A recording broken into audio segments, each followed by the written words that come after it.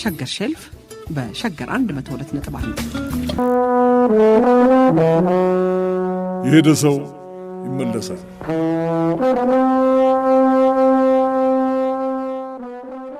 ሰው አገር ትቶ ሲሰደድ በህልም ዓለም ወስኖ ነው የመጨረሻው መንገድ። አንዳንዱ ማለዳ ሄዶ በማግስቱ ይመለሳል። አንዳንዱ በመለስ ቀለስ ሲጓዝ እድሜውን ይፈጃል። አንዳንዱ እንደ እስራኤል ነገድ 2000 ዓመት ይቆያል። ይሁንና ምን ቢያረፍድም ዘላለሙን ቢያዘግምም ማንም እንደወጣ አይቀርም። ደግሩም ባይሆን በመንፈሱ ወይንም በልጅ ልጆቹ ባይሆኑለት እሱ ራሱ ወደ አገር ቤቱ በነፍሱ አይቀርም የኋላ ኋላ የሄደ ሰው መመለሱ። ጥቅምት 1984 ዓ.ም ጸጋዬ ገብረመድኅን።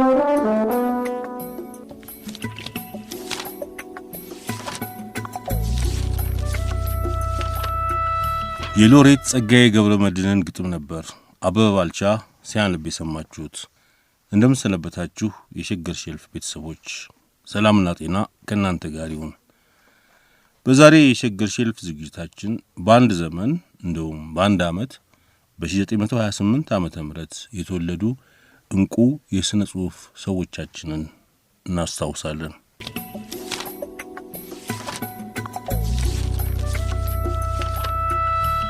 ቀደም ሲል ግጥሙን ያስደመጥናችሁ ሎሬት ጸጋዬ ገብረመድኅን በአጸደ ሥጋ ከተለየን ሰሞኑን 20 ዓመት ይሆነዋል። ጸጋዬ ገብረመድኅን የተወለደው በመስከረም 1928 ዓመተ ምህረት ነበር። ይህን ሰበብ አድርገን በመጠኑ ልናስታውሰው ወደናል። የ1979 የካቲት ወር የተነበበው የጦቢያ መጽሔት 12ኛ ዓመት ቁጥር 6 ጸጋዬ ገብረመድኅንን ቃለ መጠይቅ አድርጎለት ነበር። ከጥያቄዎቹ አንዱ እንዲህ ይነበባል። ዛሬ በዚህ ዕድሜው በ68 ዓመቱ ውስጥ ብዙ ቁም ነገሮች አከናውነዋል።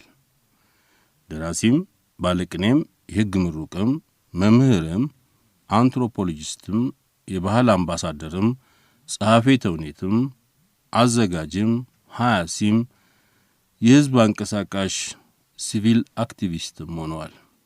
ባለ ትዳርም፣ የልጆች አባትም፣ የልጅ ልጆች አያትም፣ የኢትዮጵያ ባህል አባትም፣ ሎሬትም፣ ብላቴን ጌታም ተብለዋል። ከዚህ ሁሉ በኋላ ግን ይህን ሳላከናውነው ቀረሁ ብለው የሚቆጮት ነገር አለ የሚል ነበር የጦቢያ ጥያቄ። የጸጋዬ መልስ ደግሞ እንዲህ ይደመጣል።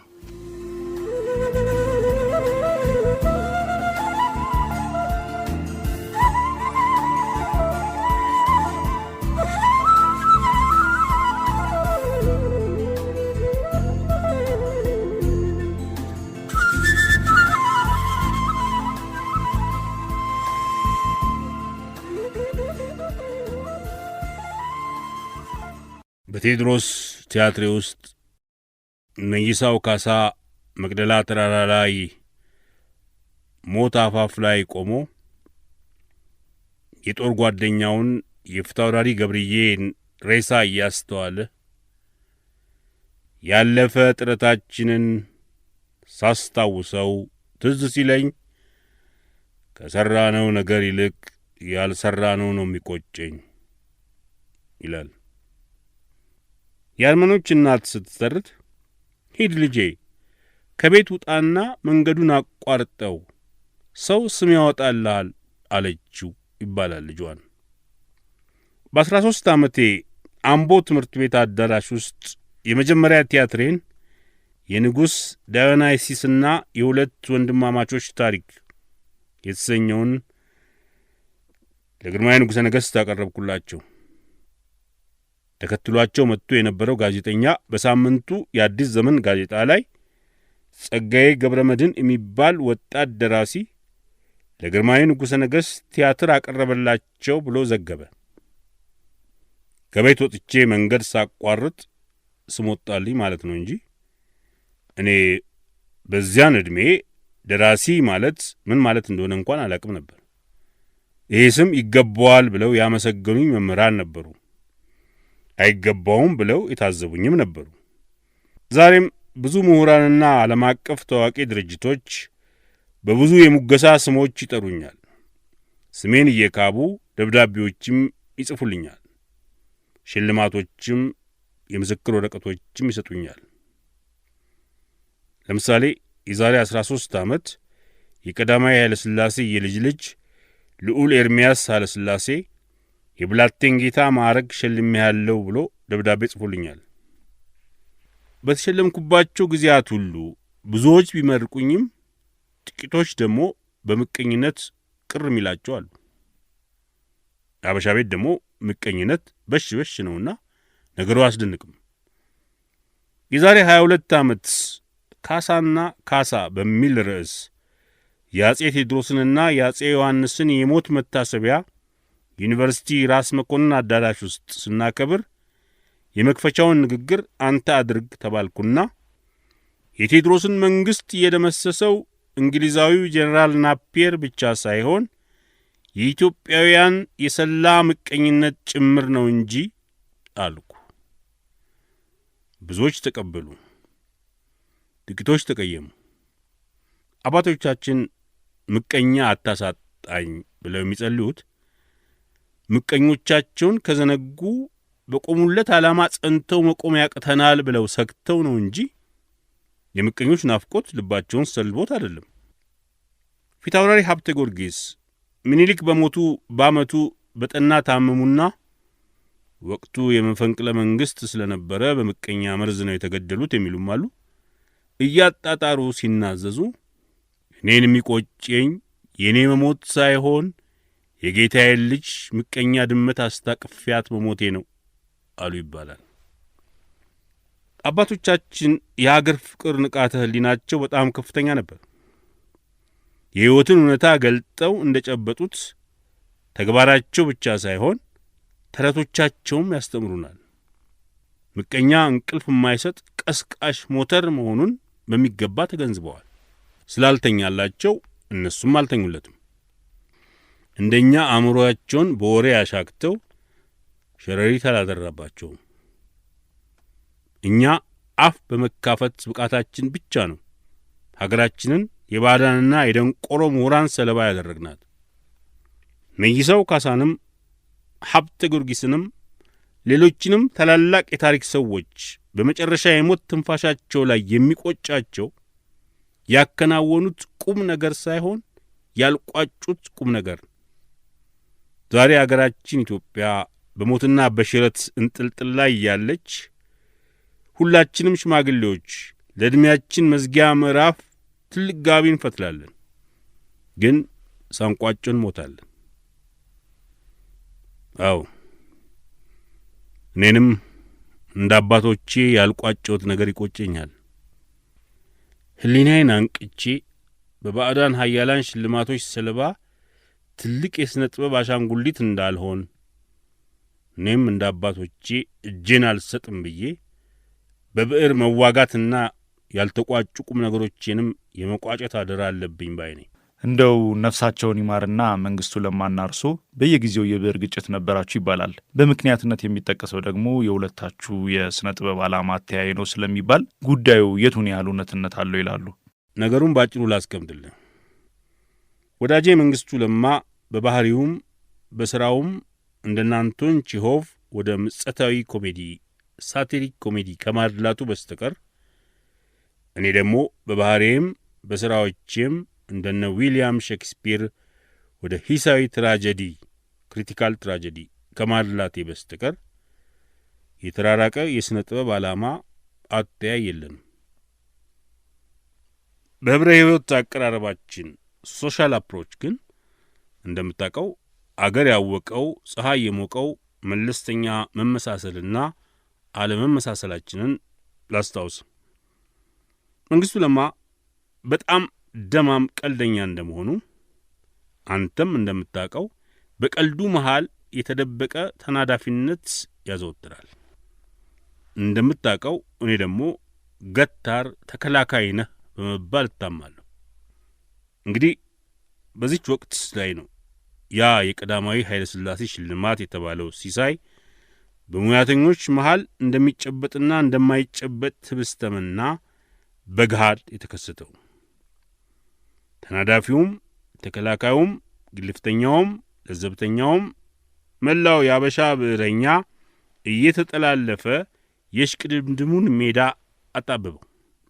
ክቡር ባለቅኔ ከበደ ሚካኤል የመጀመሪያውን የሥነ ጽሑፍ ሽልማት አልቀበልም አሉ ተባለና በዓመቱ ክቡር ብላቴን ጌታ ማኅተመ ሥላሴ ከተሸለሙ በኋላ ከዚያ በሚቀጥለው ዓመት እኔ ተሸለምኩ። ከእኔ ቀጥሎ ወዳጄ መንግሥቱ ለማ ተሸለመና ከሱ ቀጥሎ ወዳጄ ክቡር ደራሲ ሐዲስ ዓለማየሁ ተሸለሙ። በዚች 5 ዓመት ጊዜ ውስጥ ግን በኢትዮጵያ የሥነ ጽሑፍ ድልድይ ስር ብዙ አዳዲስ ተናዳፊዎችና ብዙ አዳዲስ ተከላካዮች እንደ ደራሽ ጎርፍ እየሞሉ የሽልማቱን ድርጅት ድልድይ ጭምር ሸረሸሩት። ታሪክን መንገር ከወቅቱ ትኩሳት ጋር አገናዝቦ ነውና የዚህ የጦርነት ወሬ ከጃንሆይ ዘመን ወደ ደርግ ዘመን ተሸጋግሮ አንድ የደርግ አባል ወደ ቢሮ አስጠራኝና ስነ ጽሑፍን በሚመለከት ጉዳይ ስንነጋገር የሱን መናኛ ሐሳብ ስላልተቀበልኩለት ተቆጣኝና እናንተ ደራሲዎች እንኳን የኛን ሐሳብ ዛሬ ልትቀበሉ ባለፈው ጊዜም በየጋዜጣው እርስ በርሳችሁ ትደባደባላችሁ አለኝ። እናንተ ወታደሮች ደግሞ በየቢሮአችሁ እርስ በርሳችሁ በክላሽንኮፕ ትፈላለጣላችሁ አልኩት። እኛ በወረቀትና በርሳስ እንወራረፍ ይሆናል እንጂ በትጥቅ እንደማንገዳደል ላስረዳው ሞከርኩ። እኔ ከገጠር ሜጫ ምድር ከገበሬና ከመለስተኛ ነጋዴ ቤተሰብ መጥቼ አዲስ አበባ በምኒልክ ከተማ ብዙ የሥነ ጽሑፍ ታላላቅ ሰዎች በታወቁበት በደረጁበትና ስር በሰደዱበት መሃል ገብቼ ገና በ29 ዓመቴ ስሸለም የነፍሳቸውን መክሊት እንደወሰድኩባቸው ያህል በተለይ ጎምቶቹ የሥነ ጽሑፍ አባቶች ያደረሱብኝን የምቀኝነት ቁስል በቁጭት ሳስተውለው የወዳጄ የመንግሥቱ ለማ ደማም ቅሬታ እንኳንስ ሊያማርረኝ እንደ ቅድመ ማስጠንቀቂያ ምክር ነበር የጠቀመኝ። በዛሬው ጊዜ ታዲያን እንደ መንግሥቱ ለማ ደማም ቀልደኛ ኮሶውን ከማር ለውሶ ማሻር የሚያቅበት ደራሲ ስለጠፋ ነው የጭቃ ጅራፍ ለጣፊና የጭቃ ጅራፍ ተለጣፊ ብቻ የተንሰራፋው። ያም ሆኖ የመንግሥቱም ቀልድ አንዳንድ ጊዜ መራር ነበር። ለማናቸውም ወዳጄ ብርሃኑ ዘሪሁን ነበር በተለመደ ቅንነቱ በስነ ጽሑፍ ዓለም የደራሲያን መካረርና መወዳደር ሙያውን ያዳብራል፣ የአንባቢውንም ሕዝብ ጣዕምና ግንዛቤ ያካብታል በሚል ትክክለኛ ሐሳብ ተነሳስቶ በአዲስ ዘመን አምድ ላይ የደራሲያን ጦርነት ብሎ ያስቀመጠው መልእክት እሱም እኛም ወዳላሰብነው አቅጣጫ ሄዶ ለከተሜው የቧልት ፍጆታ ሆነ። እስከ ዛሬም ጦርነት እየተባለ በምሁራን አካባቢ ይቧለትበታል እንጂ ከወዳጄ ከመንግሥቱ ለማ ጋር እንኳን ጦርነት ቁርቋዞም አልነበረም።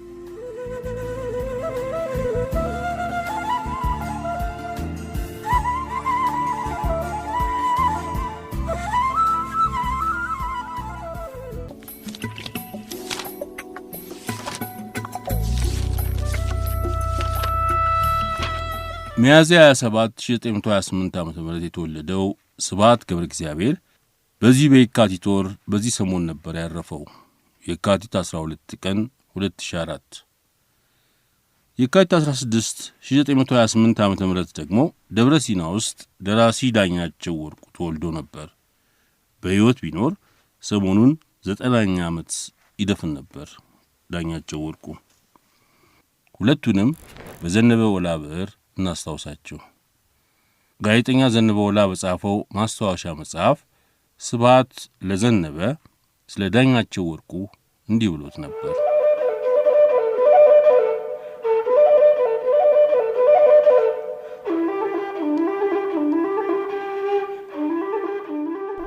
አንዴ በቀዳማዊ ኃይለ ሥላሴ ዩኒቨርሲቲ ውስጥ በኪነ ጥበብ ላይ በሁለት ቡድን ተከፋፍለን ክርክር ይደረጋል።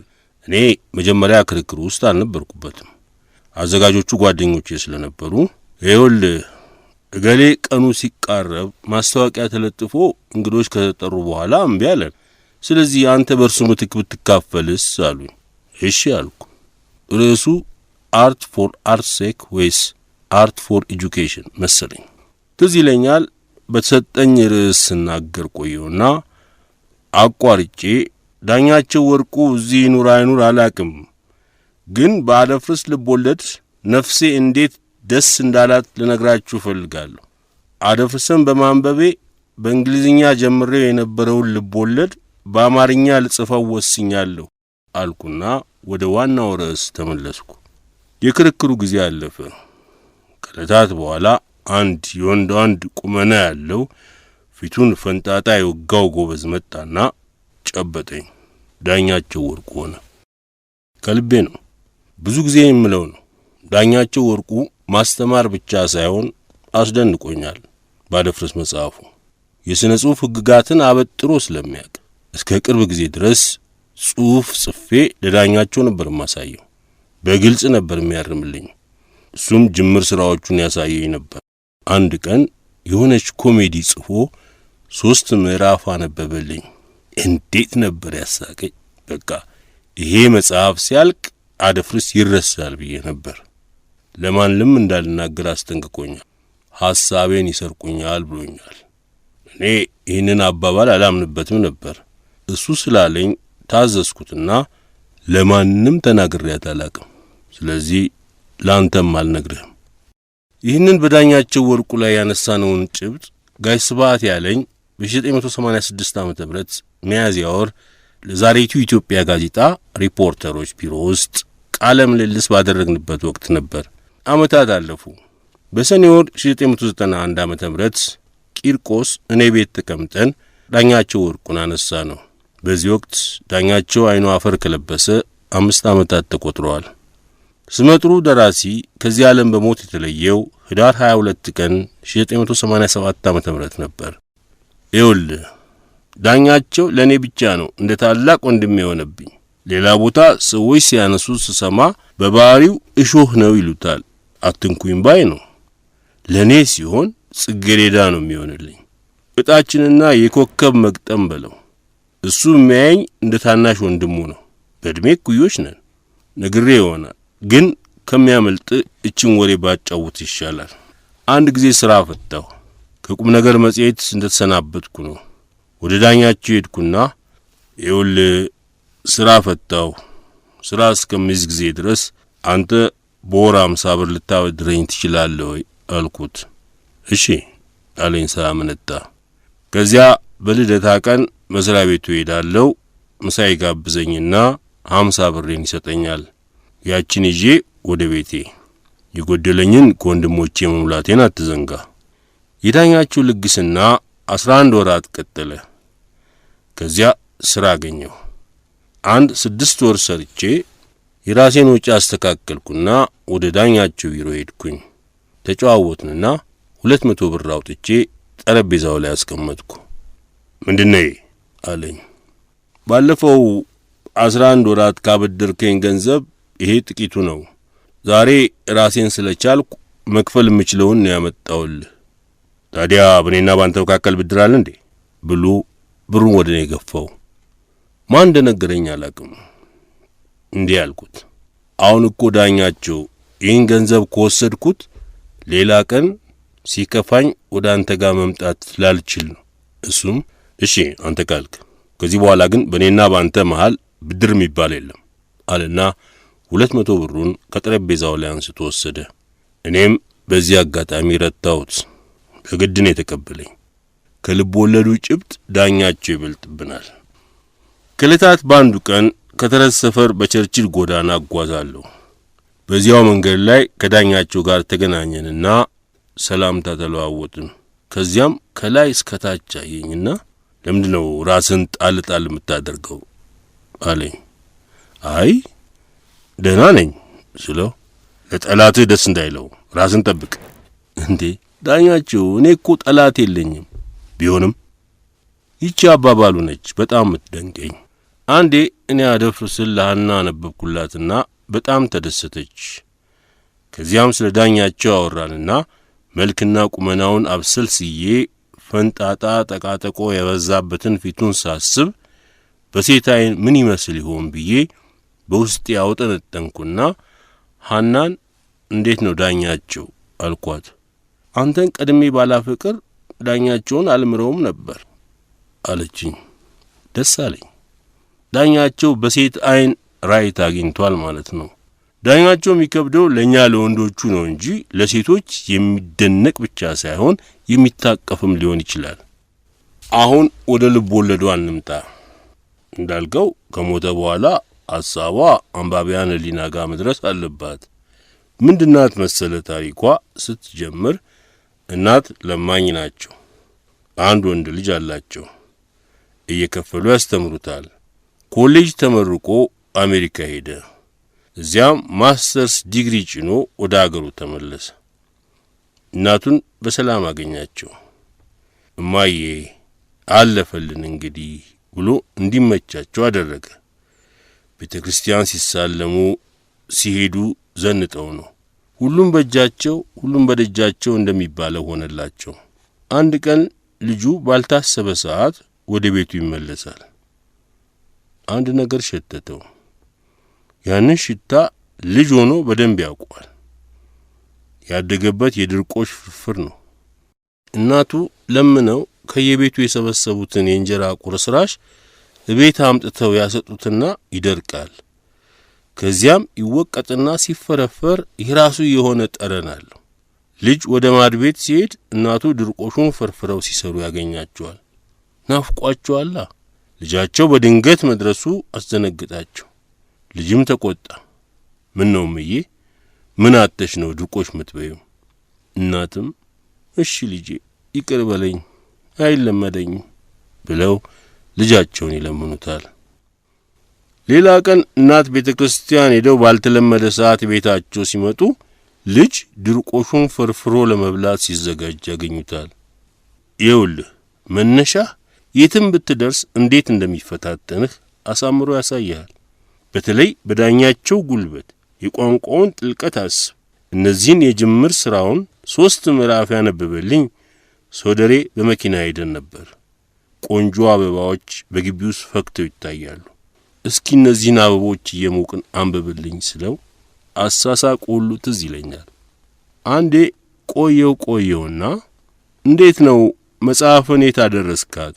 እኔ እኮ የመጣሁት የቀረውን ለማንበብ ነው አልኩት።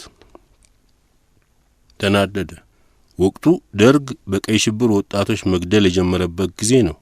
እኔ ወሬውን ስራዬ ብዬ ስለማልከታተል አላወቅኩም። ምን ትላለህ? እዚህ ከረጴ ወደዚህ አንድ ጉድጓድ ውስጥ 18 ሬሳ ተቀብረው ሲገኝ አገራችን እንዲህ ጉር ስትሆን እያየው ሰላምን ከየት አምጥቼ ነው የምጽፈው አለኝ። እሱ ለመጻፍ ሰላም ይፈልጋል። አንዳንዶቻችን ግን እንዲያውም ከሱ የባሰ እየተሰማን 2-3 ቀን ሲዘገንነን ቆይቶ ከዚያ እንደምንም ብለን አልኮል መጠጥ ጠጥተንም ቢሆን መጻፍ እንቀጥላለን። ዳኛቸው ግን ነፍሱ ስስ በጣም ስስ ነው። አልቻለም። ከዚህ በኋላ ቴክኒካዊ የሆኑ መጽሐፍትን የጻፉ ዘይቤያዊ አባባል፣ የአጻጻፍ ዘዴ ምናምን የሰራው የአማርኛ ስነ ጽሑፍ ተቀጨምለው ዳኛቸው እቺን መጽሐፍ ባለመጨረሱ ነው አለኝ ስብሐት ይላል ዘነበወላ በመጽሐፉ።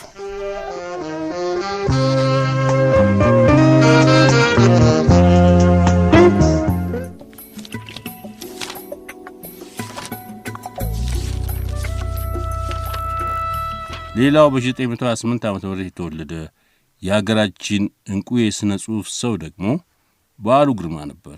በዓሉ ግርማ በ1928 ዓመተ ምህረት መስከረም ኢሉ አባቦራ ሱጴ ቦሩ በምትባል ቦታ ነበር የተወለደው።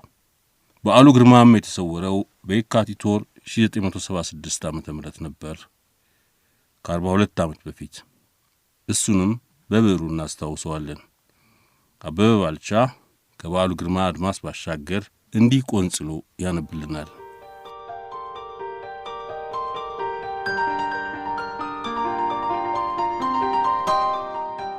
ከአድማስ ባሻገር በዓሉ ግርማ። ከአድማስ ባሻገር ክፍል 1።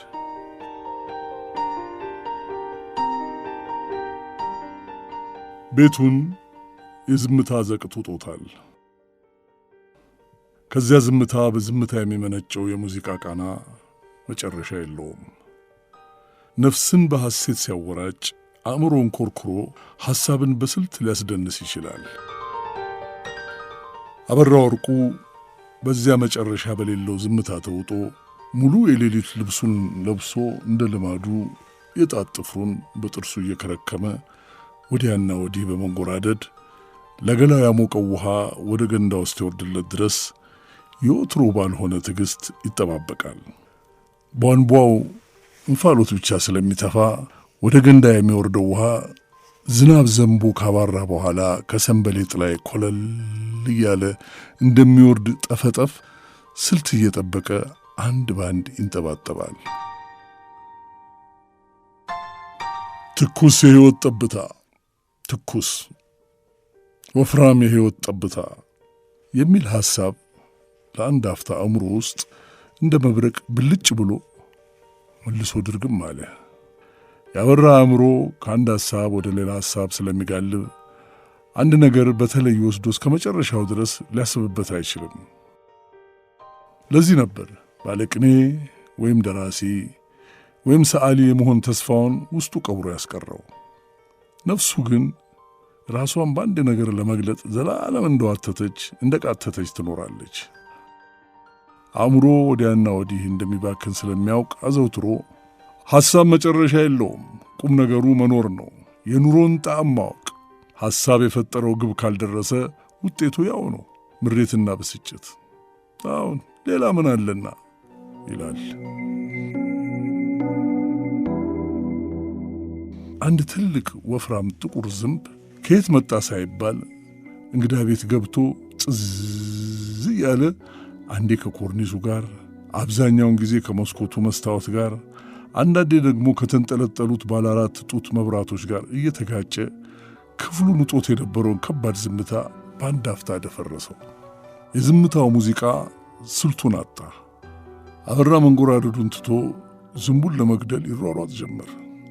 የጠዋት ካቦርቱን አውልቆ ዝንቡ መስኮትና ኮርኒሱ ላይ ሲያርፍ ለመግደል 1-2 ጊዜ ከሞከረ በኋላ ጥዝ ያለ ሄዶ መብራቱ ላይ በማረፉ የሚያደርገው ነገር ጠፍቶት ወደ ላይ አንጋጦ ለጥቂት ጊዜ ተመለከተውና ተስፋ እንደመቁረጥ ብሎ ራሱን ነቀነቀ። አሃ አለና ሄዶ መስኮቱን ከፍቶ ይጠብቀው ጀመር። እሱም እንዳሰበው ዝንቡን በበኩሉ ይጠብቅ የነበረው መውጫ ቀዳዳ ያገኝ ይመስል ጥዝ ያለ ሹልክ ብሎ ወጣ። ከውጭ የሚመጣው ሁካታ ተወርውሮ ጆሮውን መታው። የመኪና ጋጋታ፣ ጡሩምባ፣ የበጎች ጩኸትና የሰዎች ድምፅ በአንድነት ሲሰማ የአማኑኤል ሆስፒታል ተሰብስበው ያቋቋሙት የሙዚቃ ጓድ ይመስል ጆሮ ይጠልዛል። ቶሎ መስኮቱን ዘጋ። እኔ ግን መውጫ ቀዳዳ የለኝም አለ ዝንቡን አስታውሶ። ከአድማስ ባሻገር በዓሉ ግርማ ክፍል 1።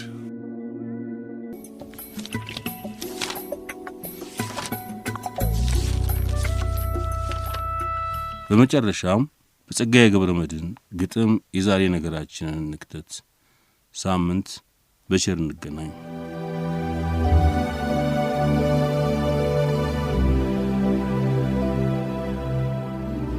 መጥፋት ያስነውራል።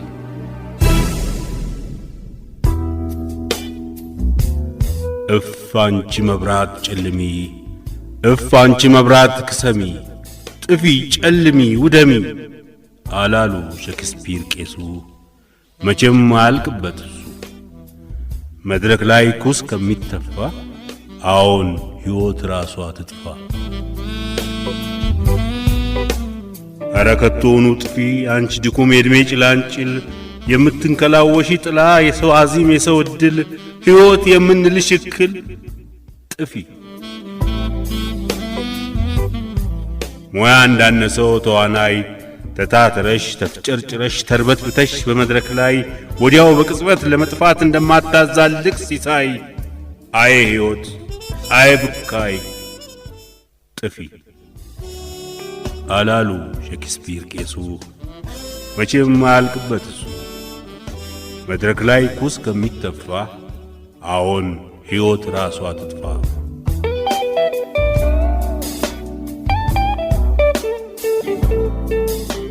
ከራስ በፊት ኪነት ብለው አርቀው ለሚያስተውሉ ከሆድ ይልቅ በህሊና ተጸዳጅተናል ለሚሉ እንኳን በኪነት ሰውነት ኪነ ጥበብ ሊበክሉ እንኳንስ በባህል መድረክ መቅደስ ላይ ነውር ሊጥሉ በሰው አገር እንደሚሉት ሰው ኪነት ነውና አክሊሉ ጥበብ በህሊና ጽዳት ስለሆነ መቅደም ቱሉ በመድረካቸው ላይ ቀርቶ ባውራ ጎዳናው በሙሉ በግድግዳው በወለሉ በየመናፈሻው ጣቢያ በአደባባያቸው ሁሉ መጥፋት ያስነውራል የሚል መፈክር ጽፈዋል አሉ።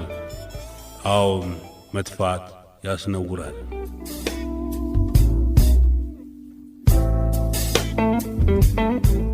ኪነት የህሊና ጽዳት አስቀድሞ ይጠይቃል። ታዲያን በእኛስ መድረክ መቅደስ ለምን አጉል ኩስ ይጣላል? ይሄ በመድረክ ላይ መድረክ መራቆት ርቃናፍ መንጠቅ ለእንጀራዬ ብዬ ብሎ በሰበብ ነፍስ መሸብለቅ ስሜት አልባ ኀፍረተ ቢስ እድፍ ቃል ደርሶ መሰንጠቅ ለሆድ ብሎ ሐቅን ማነቅ በጥበብ ስም አጉል ቅሌት መዋረድ ፋንፋር መደለቅ ሕዝብ ፊት በያዳራሹ ርካሽ ትርኢት ማስገምገሙ በመጠጥ የታጠኑ ቃል ህሊናን ማጨለሙ መቼም አትሉት የላችሁ ኪነት ነው አላችሁ ስሙ። ተው መጥፋት ያስነውራል የኪነትን ስም አታግሙ። ተው አይሆንም በሹመት ሊቅ መሆን በሽበሽ ቢባልም ሕዝብ አይናቅም። ታሪክ የመዳኘት ፈሩን ምን ቢደጉሙት አይስትም። በኪነት ስም ብኩን ጥፋት ነገ ማስፈረዱ አይቀርም እና ያው መጥፋቷ ላይቀር ይሽ ድኩም የዕድሜ ጭላንጭል የምትንከላወስ ጥላ የሰው አዚም የሰው ዕድል ሕይወት የምንላት እክል ትጥፋ እንጂ ጥበብ አይረክስም። ኪነት በኪነት ሰውነት በጥፋት አትበቀልም። አዎን ጥፊ ውደሚ ቢሻሽር ገፊ በኪነት ስም የኪነትን ክብር ቃል ከምትገፊ ከያኒን መድረክ መቅደስ ላይ ኩስ ልሳን ከምታስተፊ ሕይወት አንቺ ራስሽ ጥፊ። እፍ አንቺ መብራት ጨልሚ እፍ አንቺ መብራት ክሰሚ ጥፊ ጨልሚ ውደሚ እንጂ በኪነት ሰውነት ሰበብ መድረክ ለምን ያልፋል? አላዋቂ ሳሚ ድሮም አጉል ንፍጥ ይለቀልቃል። ጓዶች ቃል ኪዳን አለብን ዛሬም ለኪነት ቆመናል። የሰፊው ሕዝብ ነጸብራቅ ጥበብ ለምን ይቆሽሻል? ቀሲስ ሼክስፒር እንዳለው ተፍጨርጭሮ ሞት ይሻላል። ለዘብታ ነፍስ ያሳድፋል። በዲያሌክቲክ ስም ረገድ ነገ ትውልድ ይፈርደናል ማለት ቀና መቸኝ በሚል ከቶም መጥፋት ያስነውራል።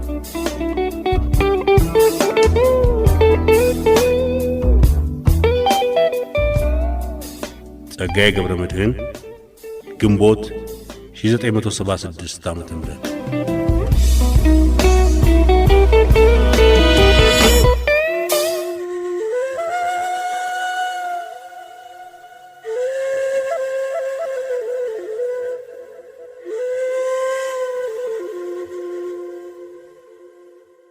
ጣርና ጦር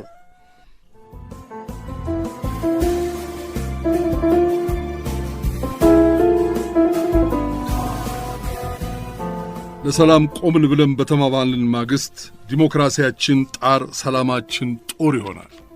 ይኸው ጣርና ጦር የአባት ውርስ ነው፣ የአባቶች እርግማን ነው። ሰላምና ዲሞክራሲ እኮ አይታቀብልንም። መርገምት አለ ደማችን ውስጥ፣ መመርመር አለብን በግልጥ። ኢትዮጵያዊ የምንባል ዘር ሳንተላለቅ በአስቸኳይ ተይዘን ቶሎ እንመርመር። ከሶማሊያም ከዩጎዝላቪያም ይብሳል የኛው አሲዳም። እንመርመር። መቅሰፍት አለ ደማችን ውስጥ፣ ቃል የሚያስክድ ልሳነ ብልጥ መሃል ላይ የሚያስገለብጥ ሽምጥጥ የሚያስደርግ ባንዴ የደም ጦስ የስልጣን ውርዴ ያጥንት እከክ ስግብግብ ስንክ አለብን ከይሲ መከር አበሻ በምንባል ዘር ከውልደት የተበከለ የጥቁር ፋሽስትነት ውርስ በደማችን መቅሰፍት አለ። እንመርመር ሰላምና ዲሞክራሲን አፋይ ነገር በደማችን የሰረጸን ክፉ መከር እንመርመር።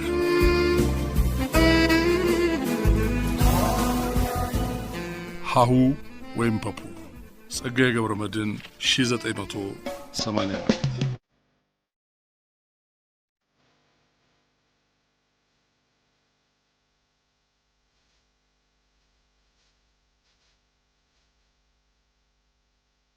ፉዞ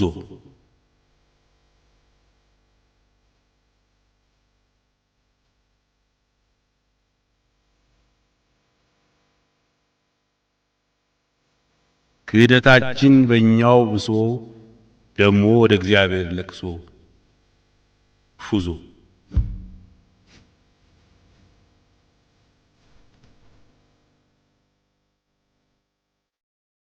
ኢትዮጵያዊ ስማችንን ከርተን እንዳንቆላ ማንጠልጠያ ካንገታችን ላይ በጥሰን ጥለን በፍክክር ተሽቀዳድመን አንድነታችንን ረግጠን ሁላችንም በየፊናችን በጎሳችን ስም ሸልለን ላያችን ላይ ማዕት ጠርተን እግዚአብሔርን አስፈቅተን ደሞ እናማርረዋለን መቅሰፍት ጣለብን ብለን።